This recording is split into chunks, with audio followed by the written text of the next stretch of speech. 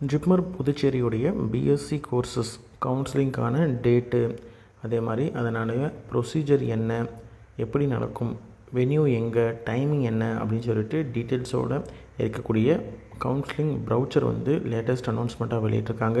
ப்ரீவியஸாக overall provisional merit list announce பண்ணியிருந்தாங்க. இப்போது individual category wise merit list announce பண்ணியிருக்காங்க. இதை பற்றின டீட்டெயில்ஸை கம்ப்ளீட்டாக இந்த வீடியோவில் பார்க்கலாம். ப்ரீவியஸாகவே நம்ம லாஸ்ட் வீடியோவில் ஓவரால் ப்ரொவிஷனல் மெரிட் லிஸ்ட்டில் யாரெல்லாம் இருக்கிறாங்க, அதாவது டோட்டலாக இருக்கக்கூடிய 3037 கேண்டிடேட்ஸ். இந்த கேண்டிடேட்ஸில் யாருக்கெல்லாம் ஹை சான்சஸ் இருக்குது சீட் கிடைக்கிறதுக்கு, கண்டிப்பாக ஷூராக கிடைக்கும் அப்படின்றதையும், யாருக்கெல்லாம் பாசிபிலிட்டி இருக்குது அப்படின்றதையும் லாஸ்ட் வீடியோவில் நம்ம பேசியிருந்தோம். இந்த வீடியோவை பொறுத்த வரைக்கும் சர்டிஃபிகேட் வெரிஃபிகேஷனுக்கான ப்ரௌச்சர், இன்ஃபர்மேஷன் ப்ரௌச்சர் அனௌன்ஸ் பண்ணியிருக்காங்க. இது லேட்டஸ்ட்டு அனௌன்ஸ்மெண்ட்டாக இருக்குது. அதே மாதிரி இண்டிவிஜுவலாக இருக்கக்கூடிய ப்ரொவிஷனல் லிஸ்ட்டு ஒவ்வொரு கேட்டகரி வைஸ், நான் முன்னாடியே சொன்னேன் இல்லையா, அன்ரிசர்வ்டு ஓவரால் மெரிட் லிஸ்ட்டு நம்ம பார்த்தோம். அன்ரிசர்வ்டு, ஓபிசி, இடபிள்யூஎஸ்ன்னு சொல்லிட்டு செப்பரேட்டாக ஒவ்வொரு category wise merit list announce பண்ணியிருக்காங்க. சரிங்களா? ஃபஸ்ட்டு உங்களுடைய மெரிட் லிஸ்ட் ஓவரால் மெரிட் லிஸ்ட்டில் எதில் இருக்குது அப்படின்றத பார்த்துக்கோங்க. அது எப்படி பார்க்கணும் அப்படின்றதையும் நான் சொல்கிறேன்.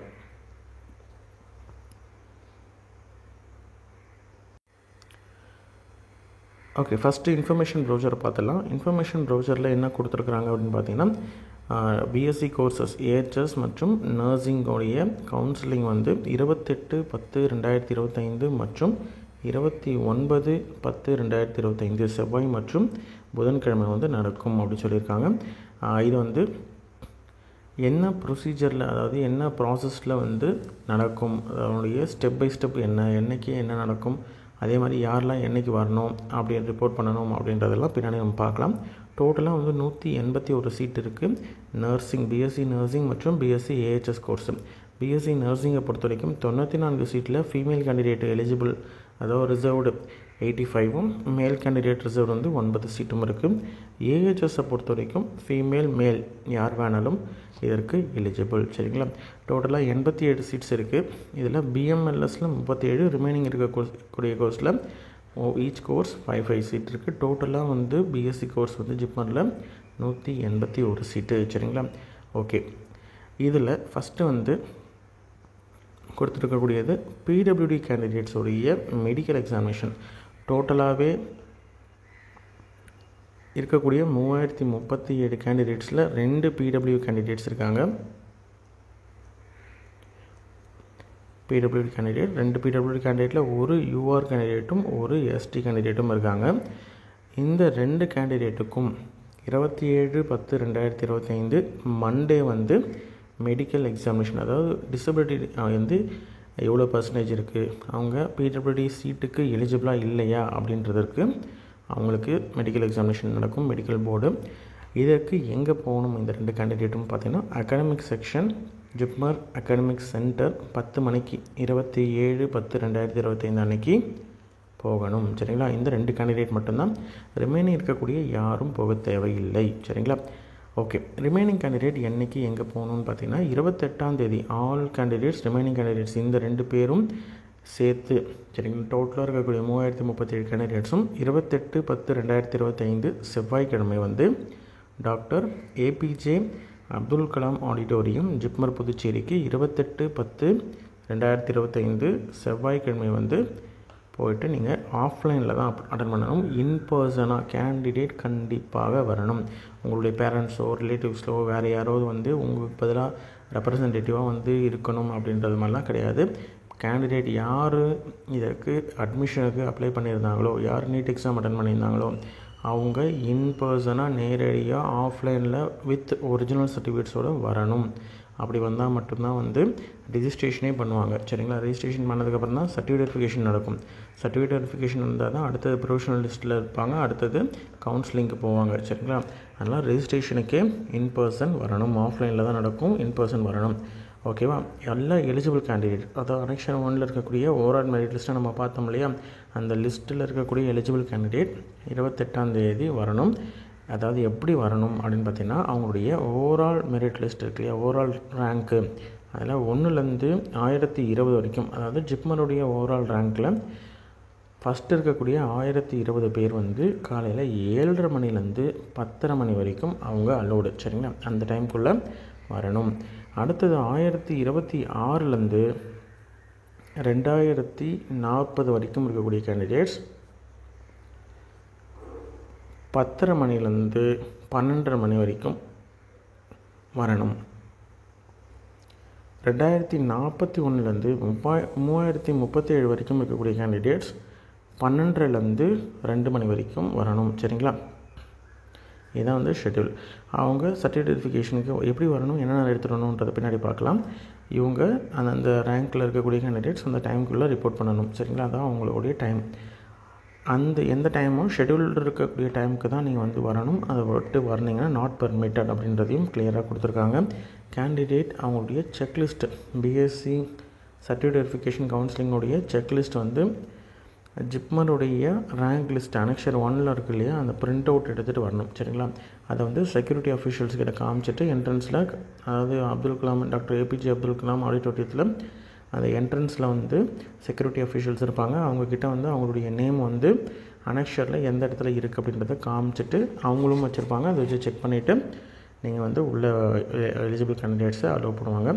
எலிஜிபிள் கேண்டிடேட்ஸ் வேலிடான ஒரு ஐடி ப்ரூஃப், ஓகேங்களா, Aadhaar card, bank passbook, driving license, ஏதாவது ஒரு ஐடி ப்ரூஃப் கண்டிப்பாக வேலிடான ஒரிஜினல், எல்லாமே ஆல் தி ஒரிஜினல் டாக்குமெண்ட்ஸ் அப்படின்றத கிளியராக கொடுத்துருக்காங்க. சரிங்களா, அதனால் எல்லாமே வந்து ஒரிஜினல் மட்டும்தான். அதோட என்னென்ன அப்படின்னு பார்த்திங்கன்னா ஐடி ப்ரூஃப் ஃபஸ்ட்டு, அடுத்தது செக்லிஸ்ட் வந்து எல்லா கேண்டிடேட்ஸுக்கும் ரெஜிஸ்டர் பண்ண எலிஜிபிள் கேண்டிடேட்ஸ் எல்லாருக்கும் 18/10/2025 முன்னாடி வந்து சென்ட் பண்ணியிருப்பாங்க மெயிலில். அந்த செக்லிஸ்ட்டை ப்ரிண்ட் அவுட் எடுத்துகிட்டு வரணும். அட்மிட் கார்டு, ஓகேங்களா, நீட்டு யூஜியோடைய 2025 அட்மிட் கார்டு, ஹால் டிக்கெட், நீட்டோடைய ஹால் டிக்கெட்டு, நீட்டோடைய ஸ்கோர் கார்டு, அதே மாதிரி பிரிண்ட் அவுட், ஜிப்மருடைய பிஎஸ்சிக்கு அப்ளை பண்ணியிருக்கீங்க இல்லையா, அந்த அப்ளிகேஷனுடைய பிரிண்ட் அவுட்டு, டேட் ஆஃப் பர்த்துக்கான ப்ரூஃப், இது எல்லாமே பார்த்திங்கன்னா ஜெராக்ஸ். இதெல்லாம் வந்து நான் அப்ளிகேஷன் ஃபார்ம்லாம் பார்த்திங்கன்னா பிரிண்ட் அவுட்னா நீங்கள் டேரெக்டாக அப்ளை பண்ணதுக்கப்புறம் வரக்கூடியது. அது பிரிண்ட் அவுட் இருக்கும்போது அதெல்லாம் ஜெராக்ஸ் தான், அதெல்லாம் ஒரு பிரச்சனை கிடையாது. ஆனால் ஒரிஜினலாக இருக்கக்கூடியதெல்லாம் ஒரிஜினல் கண்டிப்பாக எடுத்துகிட்டு வரணும். டேட் ஆஃப் பர்த் ப்ரூஃப்னா 10th சர்டிஃபிகேட் இல்லை பர்த் சர்டிஃபிகேட், ஓகேங்களா, இதெல்லாம் ஒரிஜினல் கண்டிப்பாக எடுத்துகிட்டு வரணும். 12th mark sheet, 12th pass certificate இருந்ததுன்னா பாஸ் சர்டிஃபிகேட்டு, அதே மாதிரி கேரக்டர் கான்டாக்ட் சர்டிஃபிகேட்டு, ஓகேங்களா, கேரக்டர் சர்டிஃபிகேட் மட்டும் இருக்குதுனாலும் ஓகே தான், கான்டாக்ட் சர்டிஃபிகேட் மட்டும் இருக்குதுனாலும் ஓகே தான். ரெசிடென்ட் சர்டிஃபிகேட், ஓகேங்களா, நீங்கள் வந்து ஆதார் கார்டு இருந்ததுன்னா ஓகே, அப்படின்னா ரெசிடென்ட் சர்டிஃபிகேட் செப்பரேட்டாக இருந்ததுனாலும் அதுவும் ஓகே. அடுத்தது ஓபிசினா OBC NCL certificate, OBC non creamy layer சர்டிஃபிகேட்டாக இருக்கணும். 1/4/2024 அப்புறம் வாங்கினா ஓபிசி நான் கிரிமிலேயர் சர்டிஃபிகேட்டாக இருக்கணும். ஓபிசி சர்டிஃபிகேட், வெறும் ஓபிசி சர்டிஃபிகேட் மட்டும் வச்சுருக்காங்க அப்படின்ற மாதிரி தான் சென்ட்ரல் கவர்மெண்ட் ஜாபுக்கும் சரி, சென்ட்ரல் கவர்மெண்ட் இன்ஸ்டியூட்டில் படிக்கிறதுக்கும் சரி நாட் எலிஜிபிள். அதாவது ஓபிசி என்சிஎல் சீட் எடுக்கிறதுக்கு ஜென்ரலில் எடுத்துக்கலாம். ஆனால் ஓபிசி என்சிஎல் வேணும்னா ஓபிஎஸ்சி நான் கிரீமி லேயர் சர்டிஃபிகேட் வைத்திருந்தால் மட்டும்தான் எலிஜிபிள். அதனால் உங்கள் சர்டிஃபிகேட்டில் நான் கிரீமி லேயர் சர்டிஃபிகேட்டான்னு செக் பண்ணிக்கோங்க. சரிங்களா, ஓகே. அடுத்தது இடபிள்யூஎஸ் கேண்டிடேட் பார்த்திங்கன்னா 1/4/2024 அப்புறம் வாங்கின இன்கம் அண்ட் அசஸ் சர்டிஃபிகேட்டாக இருக்கணும். அடுத்தது டிசி, லாஸ்ட்டாக படித்த இன்ஸ்டியூட்டில் வாங்கின டிசி, ஓகேங்களா, டிசிக்கு மட்டும் டைம் கொடுத்துருக்காங்க. டிசி அல்லது மைக்ரேஷன் சர்டிஃபிகேட் மட்டும் 1 வாரம் டைம் கொடுத்துருக்காங்க, ஓகேங்களா. அட்மிஷன் ஆனதுலேருந்து 1 வாரத்துக்குள்ளே நீங்கள் ஒரிஜினல் சப்மிட் பண்ணணும். ஏன்னா சில பேர் வந்து பழைய டிசி வந்து வேறு எங்கேயாவது, அதாவது 12th டிசி போயிட்டு வேறு எங்கேயாவது ஜாயின் பண்ணியிருப்பாங்க. இப்போ அவங்கக்கிட்ட இருக்கும், அதை கொடுக்க மாட்டாங்க. ரிமைனிங் சர்டிஃபிகேட் வேணால் நீங்கள் கவுன்சிலிங் அட்டெண்ட் பண்ணுறதுக்கு கொடுப்பாங்க. அதனால் டிசி மட்டும் எக்ஸ்க்ளூசிவ், அதுக்கு மட்டும் ஸ்டார் கொடுத்துருக்காங்க, ஹேஷ்டாக் கொடுத்துருக்காங்க. அதனால் அது மட்டும் இல்லைனா பிரச்சனை கிடையாது. அடுத்து பாண்டிச்சேரி கேண்டிடேட்ஸ் அப்படின்னு நம்ம இருந்தால் பாண்டிச்சேரியுடைய ரெசிடென்சி சர்டிஃபிகேட் வச்சுருக்கணும். பிடபிள்யூடி கேண்டிடேட்னா பிடபிள்யூடிக்கான டிசபிலிட்டி சர்டிஃபிகேட் வச்சுருக்கணும். 4 பாஸ்போர்ட் சைஸ் ஃபோட்டோ எடுத்துகிட்டு வரணும். ரீசெண்டானது 3 செட்டு ஃபோட்டோ, இந்த இருக்கக்கூடிய சர்டிஃபிகேட்ஸ் எல்லாத்தையும் 3 செட்டு ஜெராக்ஸு. அதே மாதிரி candidates without their certificate will not be permitted, அதுவும் கிளியராக கொடுத்துருக்காங்க. சர்டிஃபிகேட் இல்லைன்னா பர்மிட் பண்ண மாட்டாங்க. ஒரிஜினல் கண்டிப்பாக நீங்கள் எடுத்துகிட்டு வரணும். 28 அன்றைக்கி ஒரிஜினல் வந்து கண்டிப்பாக எடுத்துகிட்டு வரணும். சரிங்களா, அதே மாதிரி இன்வேலிட் ஃபார்மேட்டில் இருக்குது, போனஃபைட் சர்டிஃபிகேட் இருக்குது அப்படின்ற மாதிரி தான் போனஃபைட் சர்டிஃபிகேட்லாம் அக்செப்ட் பண்ண மாட்டாங்க. வேறு எங்கேயாவது காலேஜில் ஜாயின் பண்ணிவிட்டு இந்த சர்டிஃபிகேட்லாம் எங்கள் கிட்ட தான் இருக்குது, இந்த ஸ்டூடெண்ட் வந்து இந்த கோர்ஸ் ஜாயின் பண்ணியிருக்கிறாரு அப்படின்னு சொல்லிட்டு சர்டிஃபிகேட் இருக்கும், போனஃபைட் சர்டிஃபிகேட். அந்த சர்டிஃபிகேட்டை அக்செப்ட் பண்ண மாட்டாங்க. கட்டாயம் ஒரிஜினல் எடுத்துகிட்டு வரணும். இங்கிலீஷில் இருக்கணும் சர்டிஃபிகேட்டு. இன்கேஸ் வேறு லாங்குவேஜில் இருக்குது அப்படின்ற மாதிரி தான் இங்கிலீஷ் ட்ரான்ஸ்லேஷன் வாங்கினதை சர்டிஃபிகேட் வந்து கெசட்டட் ஆஃபீஸர் சைன் பண்ண சர்டிஃபிகேட்டாக இருக்கணும். போத் இங்கிலீஷ் தமிழ்லாம் இருக்குது அப்படின்ற மாதிரி தான் பிரச்சனை கிடையாது. சரிங்களா? அதே மாதிரி ஏதாவது சர்டிஃபிகேட்ஸ் இல்லை அப்படின்ற மாதிரி இருந்தால் கண்டிப்பாக வந்து கேண்டிடேச்சர் வந்து கேன்சல் பண்ணிடுவாங்க.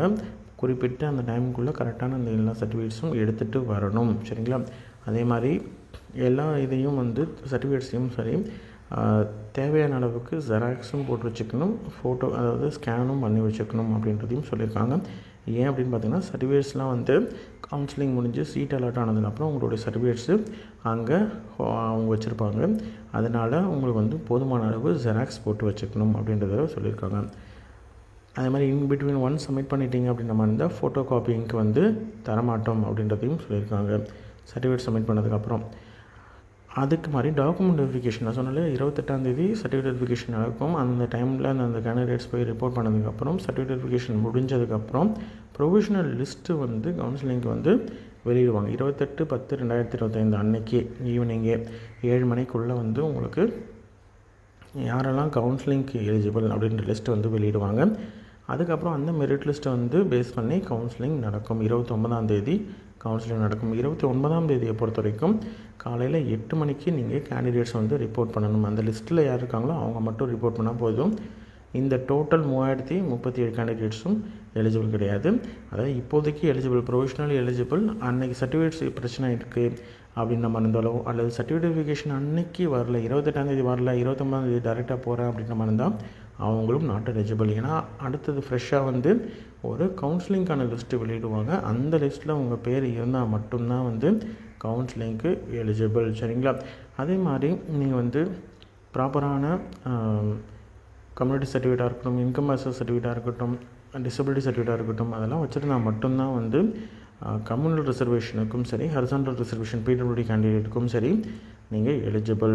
அதே மாதிரி ஒவ்வொரு கேட்டகரி வைஸ் கேண்டிடேட்ஸுக்கும் ப்ராப்பரான ஃபார்மேட்டில் சர்டிஃபிகேட் வெரிஃபிகேஷன் அன்னைக்கு ஒரிஜினலை நீங்கள் வந்து ப்ரொடியூஸ் பண்ணும்போது அதை செக் பண்ணுவாங்க. செக் பண்ணிவிட்டு அது ஒரிஜினலாக இருக்குது, நீங்கள் எலிஜிபிளாக இருந்தால் மட்டும்தான் வந்து அந்த கேட்டகரிக்கு நீங்கள் எலிஜிபிள். அப்படி இல்லை, இன்கேஸ் உங்கள் சர்டிஃபிகேட்டில் ப்ராப்ளம் இருக்குது அப்படின்ற மாதிரி இருந்தால் உங்களுக்கு வந்து அன்ரிசர்வ்டு கேண்டிடேட்டுக்கு நீங்கள் எலிஜிபிளாக இருந்தீங்கன்னா அன்ரிசர்வ்டுக்கு நீங்கள் அட்டென்ட் பண்ணலாம், உங்கள் கேட்டகரிக்கு நீங்கள் எலிஜிபிளாக இல்லாத பட்சத்தில். சரிங்களா? அதே மாதிரி பேரண்ட்ஸு கார்டியன்ஸ்லாம் வந்து நாட் அலோட். சர்டிஃபிகேட் வெரிஃபிகேஷன் டேலையும் சரி கவுன்சிலிங் டேலையும் சரி வெயிட்டிங் ரூம்னு வந்து காலேஜ் ஆஃப் நர்சிங்கில் அரேஞ்ச் பண்ணியிருக்காங்களாம் ஜிப்பரில். அங்கே தான் நீங்கள் போய்ட்டு அட்டென்ட் பண்ணணும். கேண்டிடேட் வந்து 2 ப்ளூ அல்லது பிளாக் பாயிண்ட் பென் வந்து எடுத்துகிட்டு வரணும். பாட்டில் வந்து தண்ணி குடிக்கிறதுக்கு பாட்டில் எடுத்துகிட்டு வரணும் அப்படின்றதையும் சொல்லியிருக்காங்க. சர்டிஃபிகேட் வெரிஃபிகேஷன் அன்றைக்கும் சரி கவுன்சிலிங் அன்றைக்கும் சரி. அதே மாதிரி ஃபுட் அரேஞ்ச்மெண்ட்ஸை பொறுத்த வரைக்கும் நீங்கள் ஓனாக தான் நீங்கள் தான் அரேஞ்ச் பண்ணிக்கணும் உங்களுடைய இதில் அப்படின்றது சொல்லியிருக்காங்க. இது வந்து 28ஆம் தேதி நடக்கக்கூடிய ப்ராசஸ். 29ஆம் தேதி வெட்னஸ்டே என்ன நடக்கும் பார்த்தீங்கன்னா 8 மணிக்கெலாம் நீங்கள் ரிப்போர்ட் பண்ணிடணும் ஏபிஜே அப்துல் கலாமுக்கு ஆடிட்டோரியத்துக்கு. சர்டிஃபிகேட் ஒரிஜினல் டாக்குமெண்ட்ஸ் எடுத்துகிட்டு வரணும், சர்டிஃபிகேட் வெரிஃபிகேஷன் செக்லிஸ்ட் எடுத்துகிட்டு வரணும். ஏன்னா செக்லிஸ்ட்டில் அவங்க வந்து சைன் பண்ணி கொடுப்பாங்க. யாரெல்லாம் வந்து அடுத்த நாளுக்கு எலிஜிபிளோ அவங்கெல்லாம் வந்து அதில் செக்லிஸ்ட்டில் சைன் பண்ணி கொடுத்துருப்பாங்க. அந்த செக்லிஸ்ட் இருந்தால் மட்டும்தான் கவுன்சிலிங்குள்ளே நீங்கள் அலோவ் பண்ணுவாங்க. சரிங்களா? அதனால் செக்லிஸ்ட் வந்து ஃபஸ்ட்டு நாள் எடுத்துகிட்டு போகும்போது எம்டியாக இருக்கும், செகண்ட் டே எடுத்துகிட்டு போகும்போது ஃபில்லாம் பண்ணி நீங்கள் எதுக்கெலாம் எலிஜிபிள் எதுக்கு எலிஜிபிள் இல்லை அப்படின்றதெல்லாம் போட்டு உங்களுக்கு கொடுத்துருவாங்க. அதை நீங்கள் பத்திரமா எடுத்துகிட்டு வரணும்.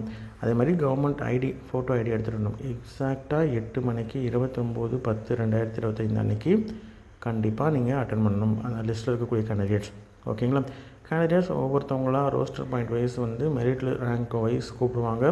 போயிட்டு ஆப்டின் பண்ணணும். ஆப்டின்னா ஏதாவது சீட் எடுக்கிற மாதிரி இருந்தால் சீட் எடுக்கணும், இல்லை ஆப்ட் அவுட் பண்ணுறேன் அப்படின்ற மாதிரி இருந்தால் வேண்டாம் அப்படின்ற மாதிரி இருந்தால் வெளியில் வந்துடலாம்.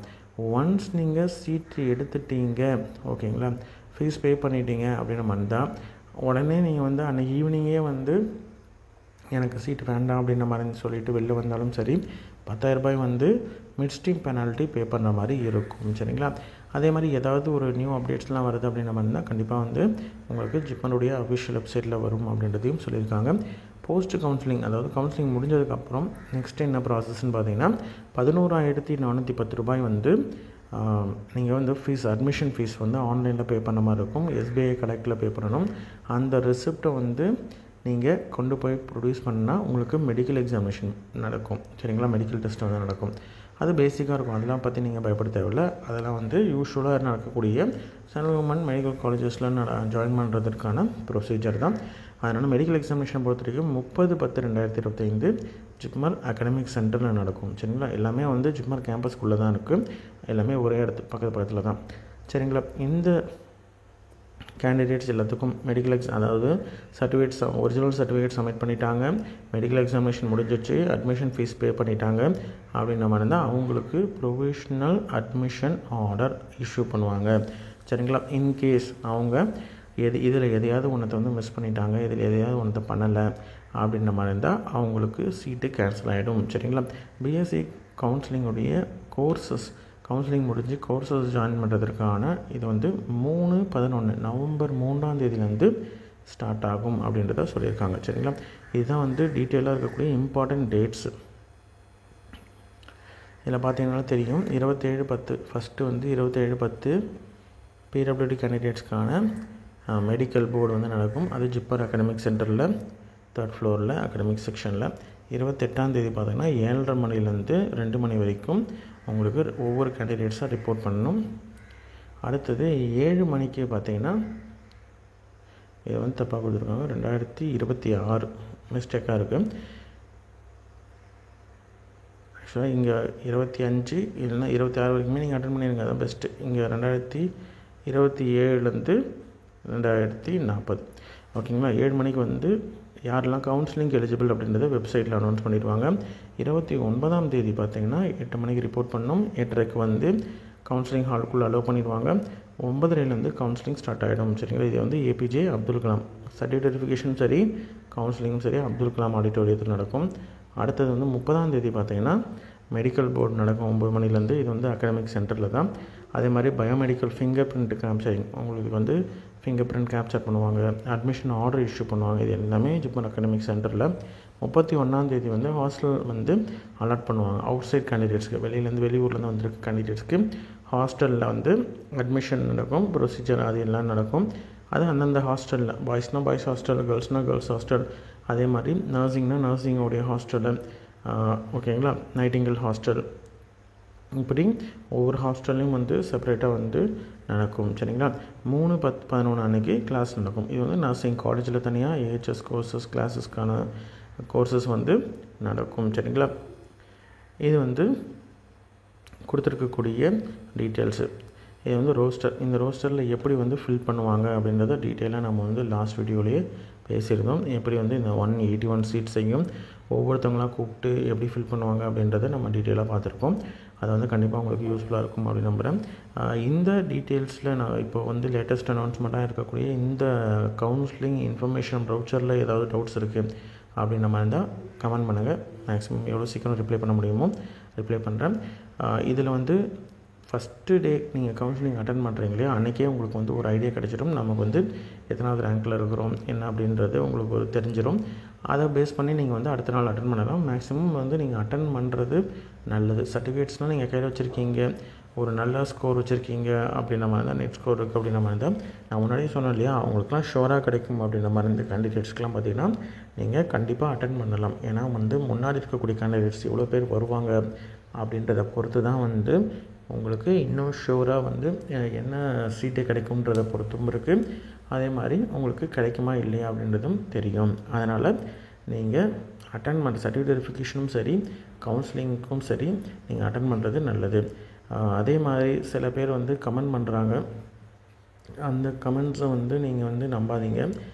சில பேர் வந்து இது ஷோராக கிடைக்காது, இந்த போன வருஷம் எனக்கு தெரிஞ்சவங்க இங்கே படிக்கிறாங்க, லாஸ்ட் இயர் நான் அட்டன் பண்ணேன், எனக்கு இந்த ஸ்கோருக்கெலாம் கிடைக்காது, இந்த ஸ்கோர் கிடைக்கும் அப்படின்னு சொல்லிட்டு அவங்க சொல்கிறாங்க. ஏன் ஈவன் நான் சொன்னதுமே பார்த்திங்கன்னா எக்ஸாக்டாக யாருக்கு கிடைக்கும்ன்றது சொன்னேன் இல்லையா, அது ஷோர் 100% வந்து அந்த லெவல் வரைக்கும் கண்டிப்பாக கிடைக்கும். ஏன்னா வந்து என்ன ப்ரொசீஜர் நடக்குமோ அதை நான் சொன்னேன். ஆனால் யாருக்கெல்லாம் அப்ராக்சிமேட்டாக கிடைக்கும்னு சொன்னோம் இல்லையா, அவங்க வரைக்கும் வரலாம், அல்லது அதுக்கு முன்னாடி வரைக்கும் வரலாம், இல்லை அதை தாண்டி பின்னாடி இன்னும் கூட பின்னாடியும் போகலாம். ஏன்னு பார்த்தீங்கன்னா யாருக்குமே தெரியாது யாரெல்லாம் அட்டன் பண்ண போகிறாங்கன்றது. சரிங்களா, அதனால் நீங்கள் வந்து மேக்ஸிமம் வந்து இன்ட்ரெஸ்ட்டாக இருக்கக்கூடிய கேண்டிடேட் அட்டன் பண்ணுங்கள். சரிங்களா? ஃபஸ்ட்டு. அடுத்தது டவுட்ஃபுல்லாக இருக்குது, எனக்கு கிடைக்குமோ கிடைக்காதோ அப்படின்ற மாதிரி இருந்ததுன்னா கண்டிப்பாக நீங்கள் அட்டன் பண்ணிவிடுங்க. ஏன்னா அட்டன் பண்ணாமலே வந்து மிஸ் பண்ணிடக்கூடாது சான்ஸ். அட்டன் பண்ணிவிட்டு நீங்கள் வந்து கிடைக்கலன்னு அது ஒன் டே, முக்கியமாக வந்து உங்களுக்கு நியர்பையாக இருக்கீங்க அப்படின்ற மாதிரி இருந்தால், தமிழ்நாடு பாண்டிச்சேரி அப்படின்ற மாதிரி இருந்தால் பிரச்சனையே இல்லை, ஈஸியாக வந்துட்டு போயிடலாம். 1 or 2 days தான் நீங்கள் வந்து. அதனால் உங்களுக்கு ஈஸியாக வந்து பஸ் அசபிலிட்டியும் உங்களுக்கு எல்லாமே உண்டு. அதனால் டக்குன்னு நீங்கள் வந்துட்டு போயிடலாம். அதனால் பால் மாறாமல் நீங்கள் வந்து அட்டன் பண்ணிங்கன்னா உங்களுக்கு ஐடியா கிடைக்கும்.